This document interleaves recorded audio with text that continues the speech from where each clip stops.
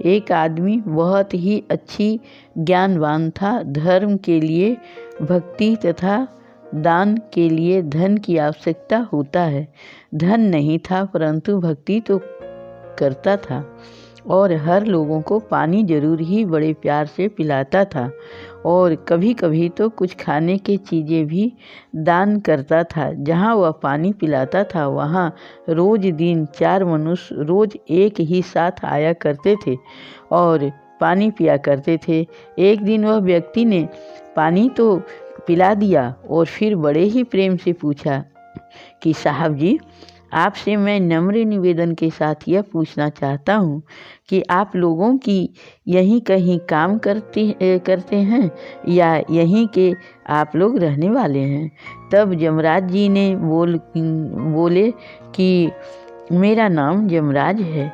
जो लोग की मौत आती है तब मैं ही ले जाता हूँ और 2 लोग उसे बांधता है क्योंकि प्राणी जाना नहीं चाहता है और एक वह है जो काल रूप में उसे मारते हैं। तब एक दिन फिर बोला यह व्यक्ति ने कि साहब जी, देखना मेरा मौत कब है और कैसे है।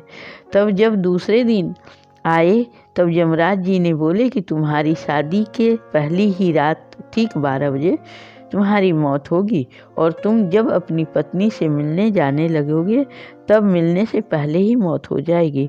अब सबसे पीछे खड़ा एक व्यक्ति तो काफ़ी रो रहा था, कुछ बोलने की हिम्मत नहीं कर रहा था।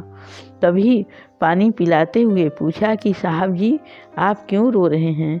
तब बोला, बड़े ही दुख की बात है कि मैं ही तुम्हारा काल रूप में सर्प बनकर अंत करूँगा, जबकि तुम हमें प्यासे को पानी पिलाते हो और हमें प्यास बुझाते हो। हम तुम्हें काट कर अंत करेंगे। तो वह आदमी बोला कि साहब जी, आपकी काम आपके साथ, हमारी काम हमारे साथ है। जब माँ पिताजी ने शादी करने के बोले तब शादी टालता रहा। अंत में शादी करनी ही पड़ी क्योंकि होनी को कोई टाल नहीं सकता है। जब शादी हो गई उसकी पत्नी ने खाना से भरी थाल तथा आरती की थाली सजाकर अपने पति के पहली मिलन का इंतजार कर रही थी। तभी करीब 11:30 का समय हो गया क्योंकि यह आदमी तो सभी को भोजन कराने में जुटा था और जब उसकी समय पत्नी के पास मिलने का समय हो रहा था तभी वह सर्प जो काल था वह उसका दोस्त भी था। परंतु जब क्या करे, जो होना है वह तो होता ही है। सीढ़ी पर चढ़ रहा था तभी इस आदमी का नज़र पड़ा और बोला कि दोस्त, ठीक है, हमें आप काट लो।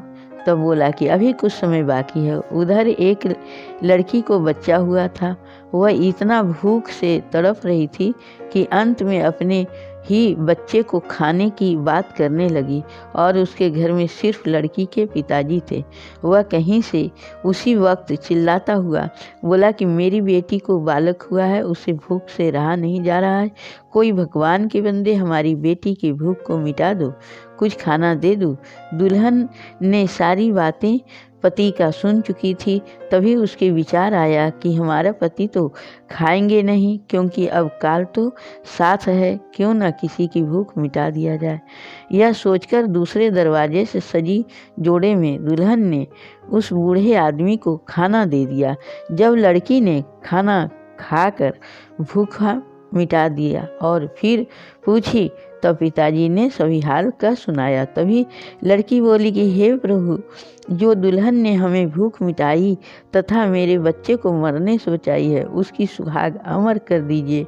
और बार बार यही हाथ जोड़कर विनती करती रही। तभी समय होते ही डंक मारा, कुछ नहीं हुआ। 2 बार 3 बार डंक मारा, विष नहीं चढ़ा। जब भगवान के पास खबर गया तो भगवान बोले कि यह किसी के प्रार्थना का फल है, दुल्हन का सुहाग अमर हो गया है। इसलिए कहते हैं कि सेवा, भक्ति, सुमिरन, भोजन में बहुत ही शक्ति होती है, परंतु निस्वार्थ भाव से प्रेम से होनी चाहिए।